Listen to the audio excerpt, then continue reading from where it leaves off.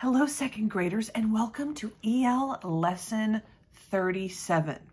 Today, we are going to be completing a culminating task around fossils and learning about other types of fossils. But first, our target is going to be to make sure that we can, or I can, order and describe the steps of fossilization. And we have something that can help us.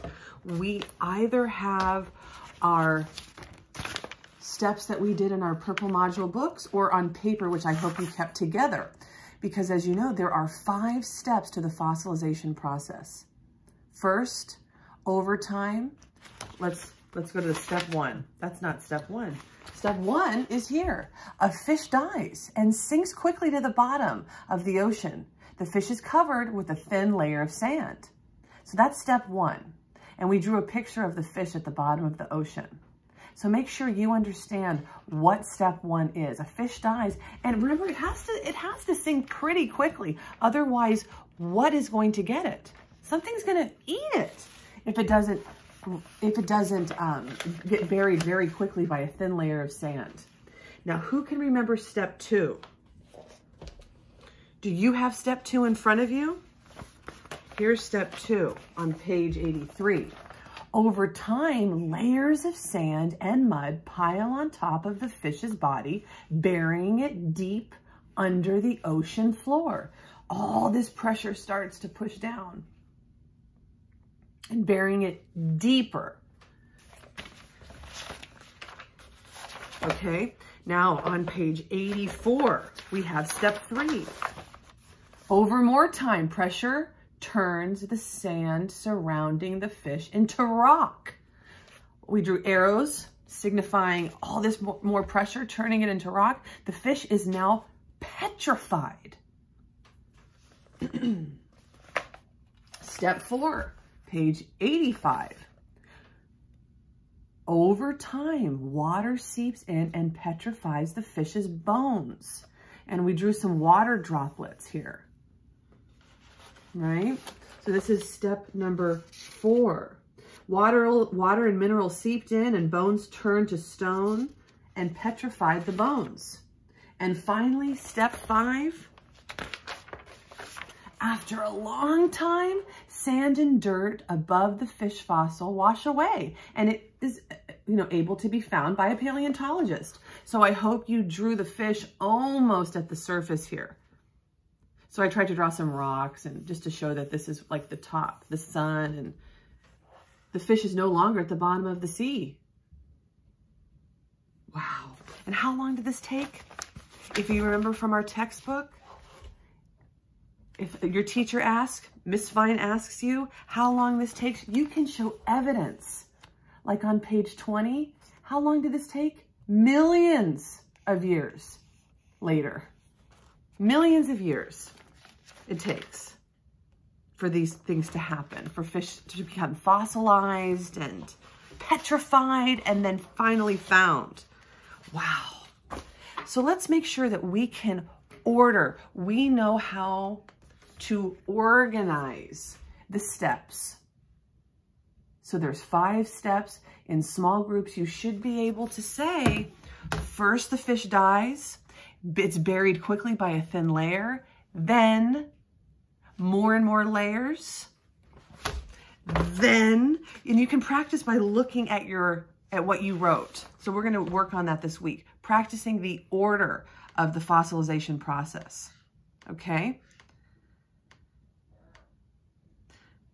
Now, when we are in small groups, we're going to use something called discussion norms. I can use discussion norms to participate in science talk about fossils because this really is, we are scientists, we are curious, we are making observations. So here are some conversation starters I would like to hear you say with either myself or Ms. Zhang. I think blank because. I think the fossilization process takes a long time because there's 5 steps.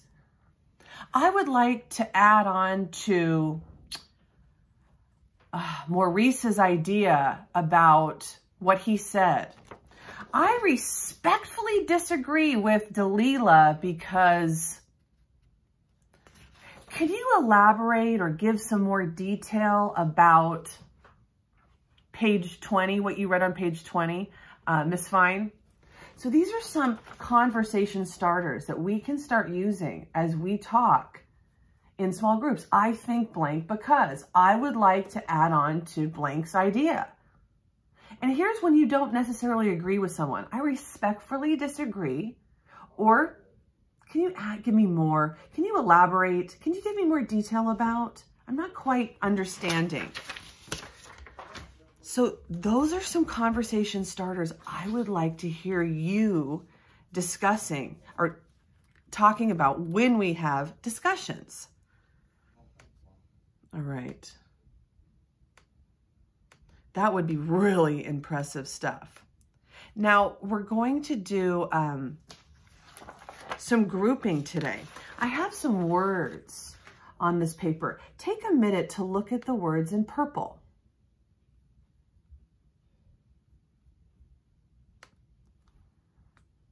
All right. Do you notice that they go together?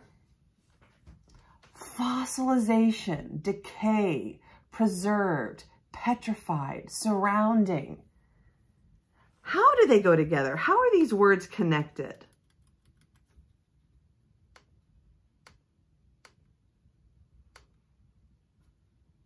Let's look at these words in green. Paleontologist, fossils, clues, excavate. How would you say those words are connected? We will be discussing that in small groups. Now, I don't know if you know this, but there's other types of fossils. So I want to show you a picture here. And if you can see, what do you observe here? There's an animal that has been fossilized in some sort of liquid or sap. It looks like a what? Who in Miss Zhang's class knows what that is? A spider, right? So the spider has been fossilized in some sort of sticky sap. Here we go. This is a spider stuck in sap. It is a fossil. Number one, some fossils come from animals that got stuck and preserved. Preserved means their bodies were saved. Sometimes even the hair and skin. They were saved because they were covered with something. Number two, sticky sap. Let me go down. Some fossils come from animals that got covered in sap. Sap comes out of trees. It is runny and sticky. An insect could land in the sap and get stuck. Its body could get covered. The sap could harden with the insect inside. It could become a fossil. Number three, chili ice. Really? Something could be fossilized in chili ice? Some fossils are animals that got covered in ice. Long ago, some parts of the earth got very cold. Some animals froze to death. Their bodies could get covered with snow and ice. They could become fossils. Tricky tar. Some fossils are animals that got covered in tar. Oil mixed with sand makes tar. Tar is thick and sticky. Animals could walk into the tar. They could get trapped. A trapped animal would die. It could get covered in the tar. It could become a fossil. Oh my goodness. So we just learned about 4 different types of fossils, other types of fossils. Well, actually 3. Sticky sap, chili ice, and tricky tar. Wow. Your exit ticket for me, your assignment, you're going to answer a question. So let me pull up the question now. But that's really interesting. Did you know that there's other types of fossils besides the ones we've been learning about? You know, bones in the dirt. Wow. And fish in the deep sea. It's like sap can trap animals. Ice can freeze them and fossilize them. which is so incredible. All right. So here, let's go to our exit ticket. Make sure you have something to write with. All right. Let me pull it up. Now, we're going to reread a paragraph, and you're going to answer this question for me.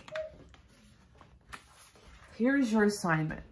It says, number 1, reread paragraph 1 to find the meaning of the word preserved. Circle the answer that tells the meaning of the word preserved.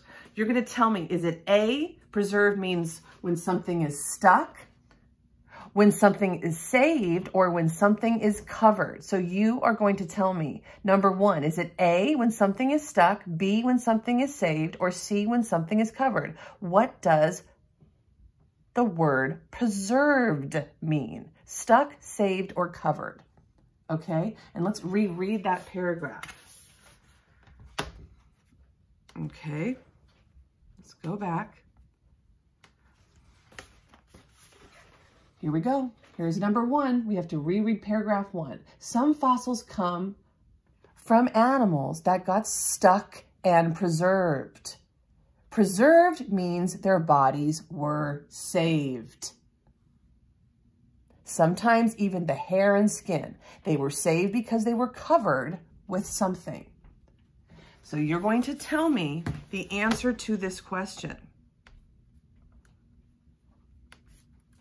Okay, let's go back.